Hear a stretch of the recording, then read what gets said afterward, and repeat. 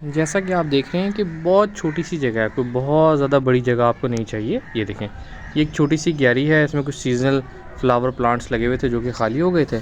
अच्छा, ये साथ एक बेल है, ये आप देख रहे हैं। मैंने इसके साथ सीड जो है घिया कद्दू का वो ग्रो किया था, और ये बेल जो है ये आहिस्ता आहिस्ता आहिस्ता अगर आप देखें तो इसके ऊपर ये चढ़ गई है, ठीक है।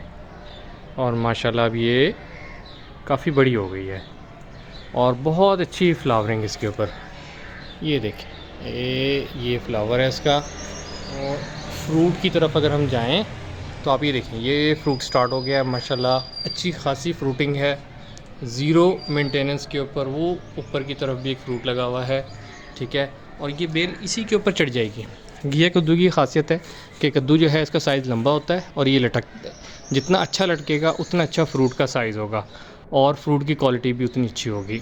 तो कोई ख़ास इसकी मैनेजमेंट नहीं है, कोई ख़ास इसका ख़र्चा नहीं है। अभी तक कोई इसके ऊपर जो है ना मैंने इंसेक्टिसाइड का या पेस्टिसाइड का स्प्रे नहीं किया।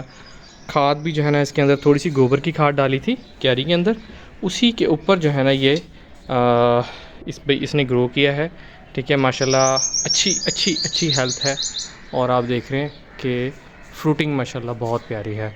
तो जिस जिस तरह इसका साइज़ बढ़ता जाएगा फ्रूट्स का, मैं इंशाल्लाह आपके साथ शेयर करता जाऊंगा। लेकिन आप भी छोटी सी जगह में अपने घर के अंदर, ये देखें, ये छोटी सी क्यारी है, ये 1.5 फुट चौड़ी होगी, ठीक है। यहाँ और मैं अब टिंडे का बीज लगाने लगा हूँ।